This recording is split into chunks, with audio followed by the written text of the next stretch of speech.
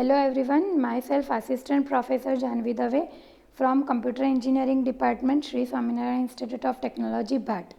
In our previous session, we have discussed about heap sort algorithm example of heap sort algorithm. In our today's session, we are going to discuss about shell sort algorithm और उसका example. सबसे पहले shell sort क्या है वो मैं आपको explain करती हूँ, उसके बाद हम इसका एग्जाम्पल देखेंगे. तो शेल सॉर्ट की प्रोसीजर क्या है. तो शेल सॉर्ट की प्रोसीजर पूरी हमने 6 स्टेप में डिवाइड की है. First step is divide the array into several smaller non contiguous segment. The distance between successive elements in one segment is called a gap. Each segment is sorted within itself using insertion sort. Then resegment into larger segments or smaller gaps and repeat sorting process. Continue until only one segment is left. मतलब gap 1 नहीं आ जाता है तब तक हमें ये continue करना है और उसके बाद हमारा फाइनल आंसर जो है वो हम जनरेट करवा सकते हैं. तो ये पूरे 6 स्टेप को हम हमारे एग्जाम्पल से समझते हैं तो आपको अच्छे से पता चलेगा. तो देख लो यहाँ पे आपको एक एरे दिया हुआ है जिसे हमें असेंडिंग ऑर्डर में सॉर्ट करवाना है. तो असेंडिंग ऑर्डर में सॉर्ट करवाने के लिए आपका सबसे पहला स्टेप है कि divide input array into segments where initial segmenting gap is equal to 4. मतलब यहाँ पे हमारा टोटल एरे जो है वो 9 एलिमेंट का है. अगर मैं 9 डिवाइडेड बाई 2 करती हूँ तो मुझे 4.5 आंसर मिलेगा. तो हम यहाँ पे 4 का गैप मतलब 4 सेगमेंट का गैप ले सकते हैं. तो मेरा फर्स्ट एलिमेंट जो है वो कंपेयर होगा आपके 5th एलिमेंट से. मतलब बीच में हम 3 एलिमेंट का गैप ले लेंगे. तो फर्स्ट पोजीशन पे जो एलिमेंट है वो हम कंपेयर करवाएंगे 5th पोजीशन से और 5th पोजीशन का जो है उसे हम कंपेयर करवाएंगे 9th पोजीशन पे. तो सबसे पहले हम कंपेयर करवाएंगे 5th और 9th को.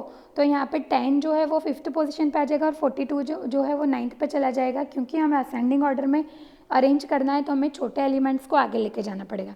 तो अब उसके बाद हम फर्स्ट और 5th पोजीशन को अगर चेक करवाते हैं तो 10 जो है वो 5th पोजीशन से 1st पोजीशन पे आ जाएगा और 80 जो है वो 5th पोजीशन पे चला जाएगा. फिर 5th और 9 का अगर चेक करवाएं तो 5th पे जो 42 है वो वापस 9 पे जो 42 है वो वापस 5th पे आ जाएगा और 80 जो है वो 9th पे चला जाएगा.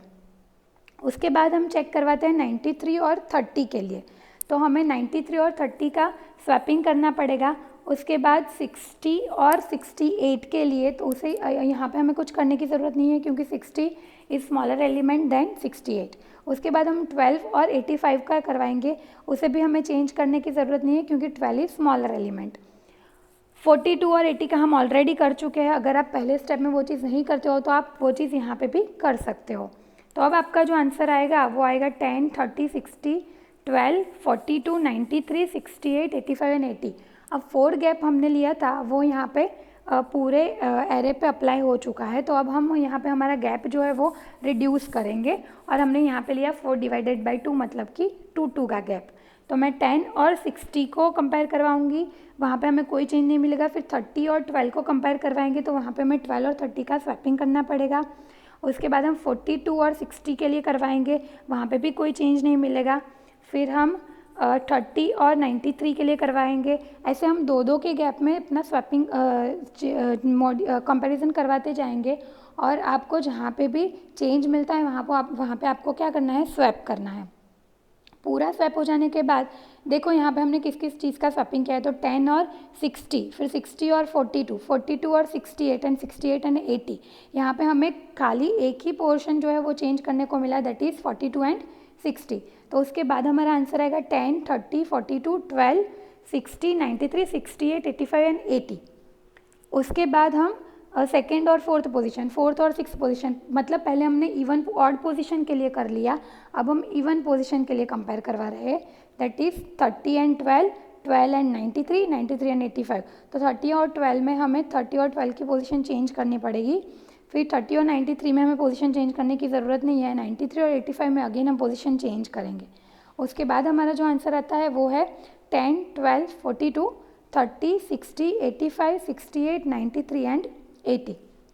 अब दो का सेगमेंट गैप भी ख़त्म हो गया है. तो अब हमें सिंगल मतलब 1 का गैप लेना पड़ेगा. तो 10 और 12 को कंपेयर करवाओ, यहाँ पे कोई स्वैपिंग पॉसिबल नहीं है. फिर 12 और 42 का करवाओ, यहाँ पे भी स्वैपिंग पॉसिबल नहीं है. फिर 42 और 30 का करवाओ, यहाँ पे हमें स्वैपिंग करना पड़ेगा। तो 30 जो है वो थर्ड पोजीशन पे आ जाएगा और 42 जो है वो फोर्थ पोजीशन पे आएगा। फिर 42 और 60 का करवाओ, यहाँ पे आपको कुछ करने की ज़रूरत नहीं है। फिर 60 और 85 का करवाओ, उसके लिए भी कुछ करने की ज़रूरत नहीं है। फिर 85 और 68 का करवाओ, वहाँ पे स्वैपिंग होगा। फिर 85 और 93 में भी स्वैपिंग करने की ज़रूरत नहीं है और 80 और 93 में स्वैपिंग होगा।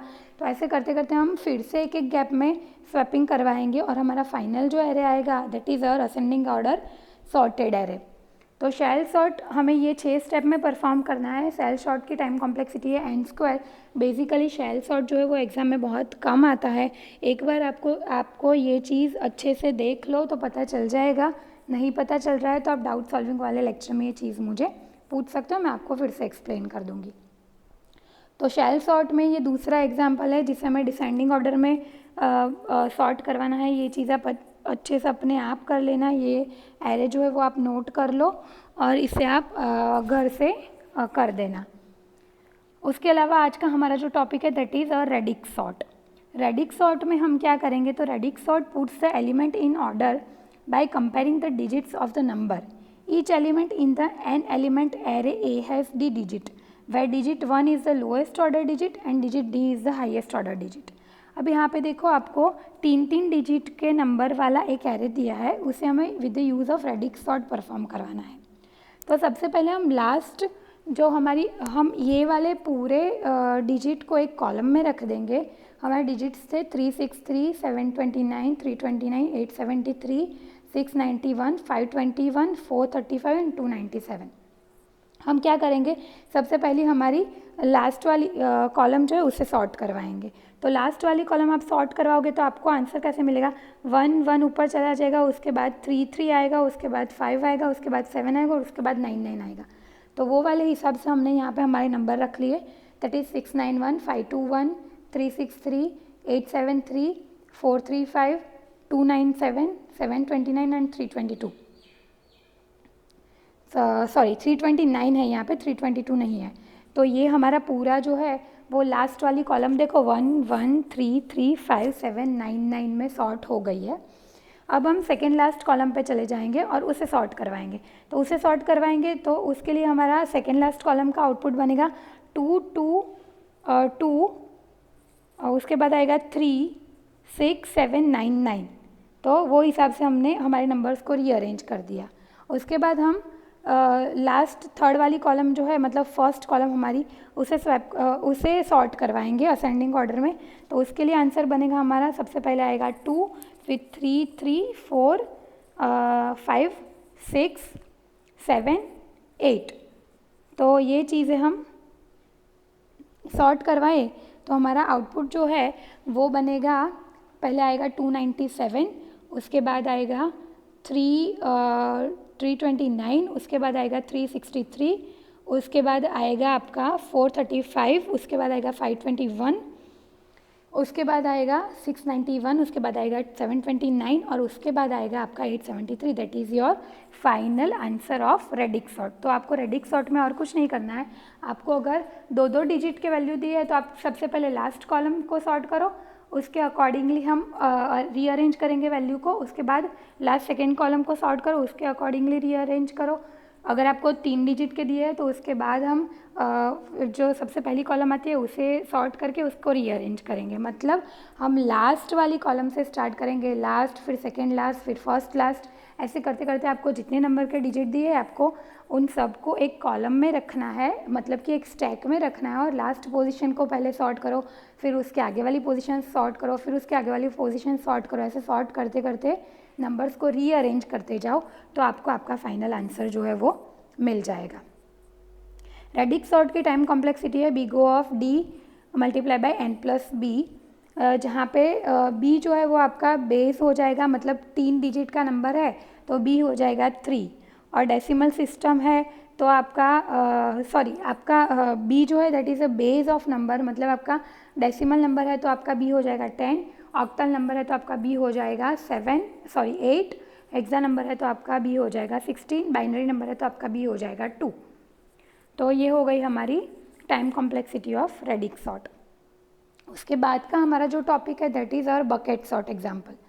बकेट सॉर्ट एग्जांपल में अगर आपको दिए हुए हैं एरे, तो उसे मुझे असेंडिंग ऑर्डर में सॉर्ट कराना है। तो सबसे पहले हमें बकेट सॉर्ट को 4 पार्ट में हमने डिवाइड किया है। सबसे पहले एक एम्प्टी बकेट हमें लेनी है, n एम्प्टी बकेट्स।